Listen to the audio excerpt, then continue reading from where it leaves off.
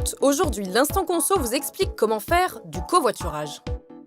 Le covoiturage est l'utilisation d'un véhicule en commun par un chauffeur non professionnel et des passagers majeurs. Le conducteur n'a pas le droit de faire des bénéfices. Les sommes versées par les passagers doivent correspondre uniquement au partage des frais. Essence, péage, amortissement du véhicule ou encore assurance. Mais faites attention, les sites de mise en relation appliquent souvent des frais supplémentaires. Ils correspondent à des services qu'offre la plateforme, comme le paiement sécurisé ou les modalités d'annulation. Sachez que les frais de covoiturage pour les trajets domicile-travail peuvent en principe être déduits des revenus en cas d'option pour les frais réels. Demandez alors au centre des impôts quels sont les justificatifs requis. Bien sûr, le conducteur doit détenir son permis de conduire. Il doit forcément être assuré. S'il propose des transports domicile-travail, il doit vérifier que son assurance couvre bien ses trajets.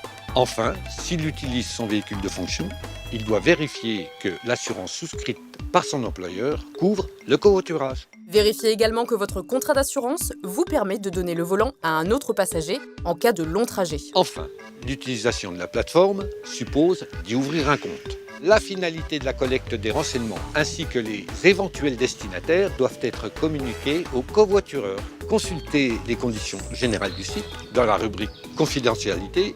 C'est aussi un critère de choix. En bref, les trajets domicile-travail peuvent être remboursés. Vérifiez que vous êtes assuré pour faire du covoiturage. Et enfin, sur les plateformes, consultez la rubrique confidentialité.